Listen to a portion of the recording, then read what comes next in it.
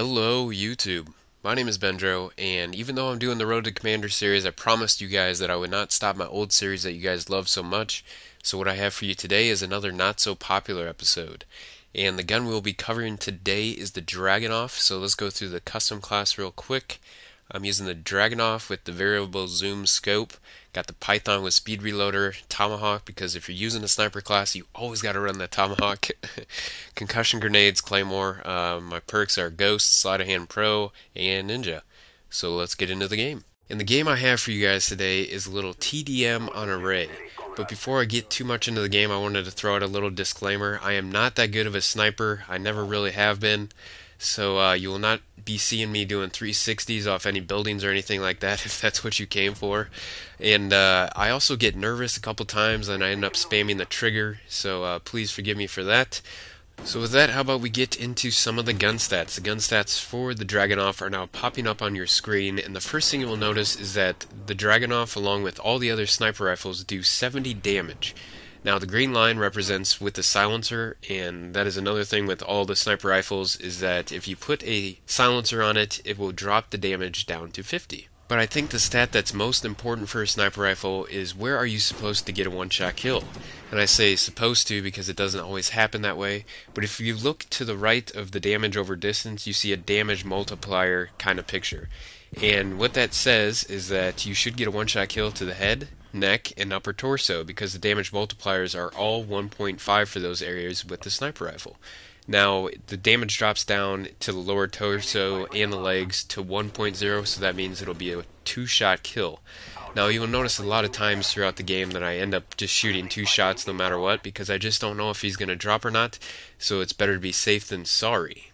And one final thing I wanted to cover about the Dragunov before I get done with all the gun stats is that it is a semi-automatic sniper rifle, which most people probably already know.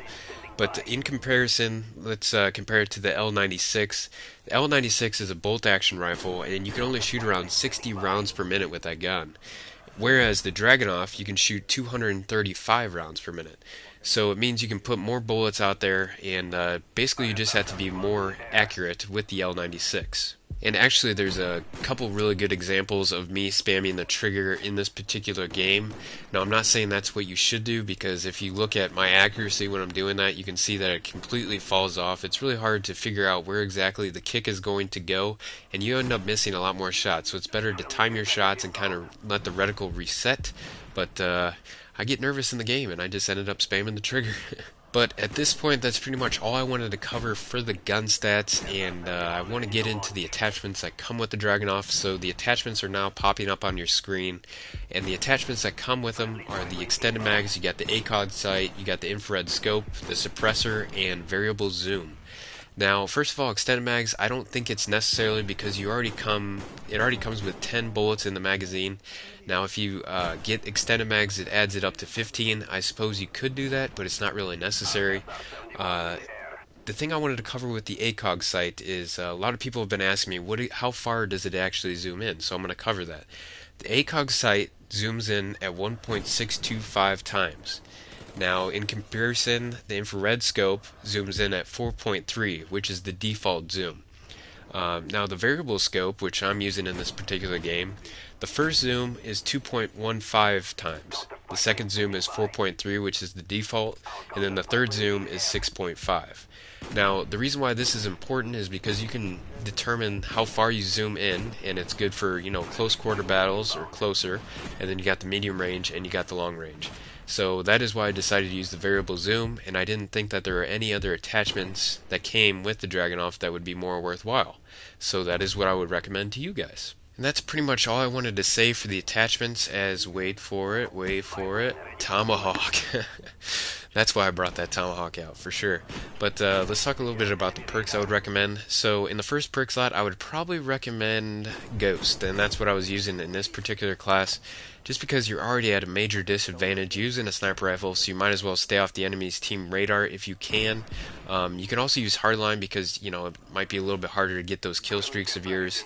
In this particular game, I was using UAV, counter UAV, and the Blackbird, just non-lethal kill streaks. I still did pretty well, actually.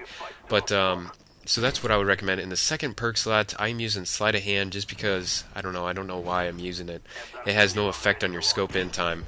But I would recommend Scout. And what Scout does, it allows you to hold your breath a little bit longer, and then Scout Pro will allow you to switch to your secondary a little bit faster, which is always nice with a sniper rifle.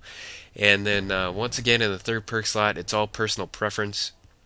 I always use Ninja just because I hate hearing my own footsteps, but that is up to you guys, whatever you guys want to use. And I think the sniper rifles is just one of those classes that no matter what perk setup you use, it's still gonna you're gonna have a hard time no matter what. So that just about covers it for the perks. And the end of the game is coming upon us really quick, so I wanted to give my final rating for it. I would probably give it one thumbstick up just because it's so hard to use sniper rifles in this game and they're really not too practical. I think Array is the only real map you should use it on, the only practical map to use it on.